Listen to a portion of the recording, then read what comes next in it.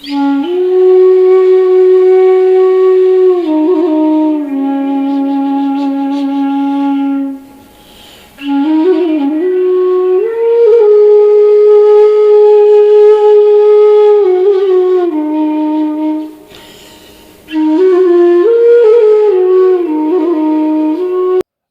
শ্রদ্ধা ও প্রণাম, ছোটদের স্নেহ ভালোবাসা জানিয়ে আজকের বিষয় নিয়ে একটি গল্প বলছি আর কি। এই যে মোবাইলের আসক্তি, অনেক বাচ্চাদের, অনেক ছেলেমেয়েদের মধ্যে মোবাইলের প্রতি বিশেষ আসক্তি তৈরি হয়ে গেছে। বাবা মারা কিন্তু দিশেহারা হয়ে যাচ্ছে, মোবাইল পেলে আর সে কিছু চাচ্ছে না। খাওয়া, স্নান, পড়াশুনো এগুলো ভুলে যাচ্ছে। তো এই আসক্তি থেকে আমরা কিছুতেই কিন্তু আমাদের সন্তানাদিদের মুক্ত করতে পারছি না। এটা একটা অনেকেরই ক্ষেত্রে বিশাল একটা প্রবলেম। তো দেখুন, এরকম একটা প্রবলেম নিয়েই আচার্যদেবের কাছে একটি মা গিয়েছিলেন তার ছেলেকে নিয়ে। তো তার ছেলে ভীষণভাবে মোবাইলে আসক্ত, সারাদিন মোবাইল নিয়ে থাকে। তো বিভিন্ন রকম গেম টেম খেলে, অনলাইনে বিভিন্ন রকম কিছু দেখে, যাই হোক। তো সেই ক্ষেত্রে তারা নিরুপায় হয়ে আচার্যদেবের শরণাপন্ন হলেন বেশ কিছুদিন আগে। তখন আচার্যদেবের কাছে তারা বলা হলো যে এরকম এরকম ব্যাপার, সে মোবাইল ছাড়া কিছুতেই কিছু বুঝতে চায় না। যদি তাকে না দেওয়া হয় মোবাইল ইউজ করতে, তাহলে সে একদম ঘরের জিনিসপত্র ভেঙে ভাঙচুর করে দেয়, ইত্যাদি ইত্যাদি ব্যাপার। যাই হোক, আমি একটু কথাগুলো স্পিডে বলছি, কারণ আমি একটু ব্যস্ততার মধ্যে আছি, একটা উৎসবে যাব। তো যাই হোক, আচার্যদেব তাকে বললেন, এই যে তুই যে মোবাইলে এইভাবে ব্যস্ত থাকিস, আসক্ত হয়ে উঠেছিস, তো মোবাইলে যখন তোর নেট থাকে না বা কোনো সফটওয়্যারের প্রবলেমে মোবাইলটা ঠিক ঠিক কাজ করে না, তখন তোর কেমন লাগে? তখন সে ছেলেটি বলল, আগে একদম ভালো লাগে না, মাথা গরম হয়ে যায়, খুব খারাপ লাগে, ভীষণ খারাপ লাগে, কিছুতেই ভালো লাগে না।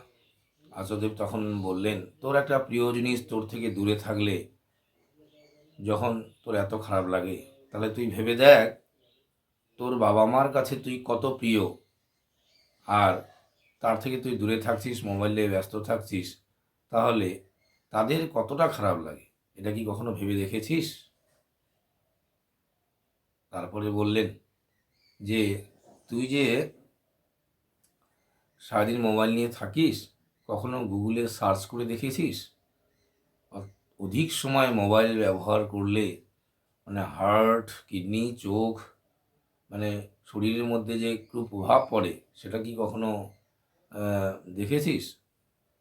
তো বলছে, না, কখনো দেখিনি। বলছে, কখন মাঝে মাঝে দেখবি। তো এরপরে তারা চলে গেল। কিছুদিন পরে সেখান থেকে খবর নিয়ে জানা গেল যে সেই ছেলেটির মোবাইলের আসক্তি তুলনামূলক অনেক কমে গেছে, মানে একটা স্বাভাবিক অবস্থায় চলে এসেছে। মোবাইল ইউজ করে ঠিকই, কিন্তু অতটা সে আসক্ত নয়। তাহলে দেখুন, আমরা যা অনেক কিছু চেষ্টা করেও পারি না, আচার্যদেবের মুখনিসৃত নির্দেশে বা কথায় মানুষের কীরূপ পরিবর্তন হয়। এই একটা গেল। আর একটা, ওই যে আমাদের দেওঘরে যে একটি ভাই আছে, সুন্দর গান করেন, মনোজ ভাই, হিন্দি গানগুলো, স্পেশালি হিন্দি গানগুলো করেন, সব রকম গানই করেন। যে ওই যে মনোয়া রাহে বেহাল হো, প্রভুকে চরণ বিনা প্রভুকে স্মরণ বিনা, এই গানটি যে স্পেশালি যার কণ্ঠে আমরা শুনেছিলাম, সেই মনোজ ভাই সে নিজেই একটা জায়গায় বলল যে একটা সময় সে ভীষণভাবে ওই যে পাবজি খেলার মধ্যে আসক্ত হয়ে গেছিল। তো অবিন্দা বলছিল যে সবসময় মোবাইল নিয়ে থাকিস, কাজকর্ম নেই, কিছু নেই। তো অবিন্দা বিভিন্নভাবে বলার পরেও সে সেই পাবজি খেলার আসক্তি থেকে নিজেকে সরাতে পারছিল না। কিছুদিন যাওয়ার পর অবিন্দা দেখলেন যে এরা কিছুতেই নিয়ন্ত্রিত হচ্ছে না। তখন অবিন্দা একদিন বললেন, তাহলে আমিও খেলবো। তো এর খুব আনন্দ হলো যে বাহ, অবিন্দা এবার খেলবে, তাহলে খুব ভালো। তো অবিন্দাও খেলতে শুরু করলেন। এবার অবিন্দা যে খেলতে শুরু করলেন, তখন দেখা গেল যে যখন তখন তাকে ডাকছে, মনোজকে ডাকছে যে আয় খেলতে হবে। হয়তো মনোজ তখন ঘুম পাচ্ছে, কিন্তু না, কিসের ঘুম, খেলো। হয়তো সে খেতে যাবে, তখনও সে ডাকছে, বলছে না আর একটু খেলি। তখন সে কিছুটা হলেও মানে কন্টিনিউ আর করতে পারছে না মনোজ ভাই। সে তখন আস্তে আস্তে না, মানে একটু বিরক্ত হয়ে গেল খেলাটার প্রতি। পাবজির প্রতি। তখন সে কী করলো, যে বলছে যে আহ, আমার মোবাইলে নেট নেই। বলছে নেট নেট ভরিয়ে নাও। যে নেট ভরিয়ে দিচ্ছেন, কখনো মানে কিছুতেই ছাড়ছে না অবিন্দা, খেলতে হবেই। তারপরে দেখা গেল সে কী করলো, যে ওই পাবজির যে অ্যাপসটা সেটা আনইনস্টল করে দিল, ডিলিট করে দিল মোবাইল থেকে।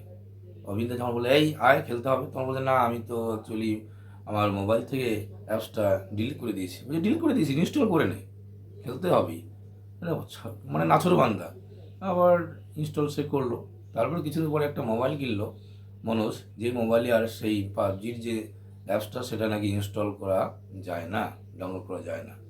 তখন অবিন্দা যখন আবার ডাকছে এই খেলতে হবে খেলো, তখন বলছে না আমি তো আমার এটা মোবাইলে নেই। বলছে কেন? বলছে না এই মোবাইলে সেটা ইনস্টল হয় না, নতুন মোবাইল কিনেছি তো। অবিন্দা বলে ঠিক আছে ওকে একটা আরেকটা মোবাইল দে। দেখা গেল যে আহ, কিছুতেই আর ছাড়বো না। একটা সময় সেই মনোজ ভাই বলল যে আমি বললাম যে আর আমি মোবাইল এই পাবজি খেলবো না। তো দেখুন, মানে একটা মানুষকে মানুষকে কীভাবে তিনি কত কৌশলে নিয়ন্ত্রণ করতে পারেন।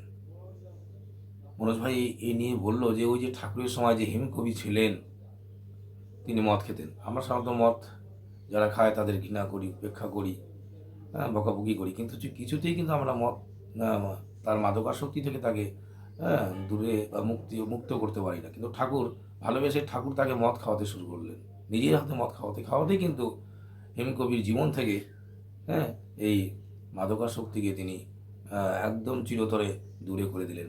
এই হচ্ছেন শ্রী শ্রী ঠাকুর এবং তার বংশ পরম্পরা, আচার্য পরম্পরা।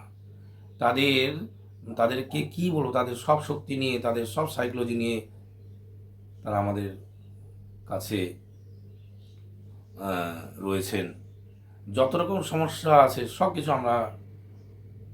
সব কিছু থেকে আমরা সমাধান পেতে পারি, শুধু বিশ্বাস করে ভালোবেসে তার কাছে নিজেকে ধরা দেওয়া।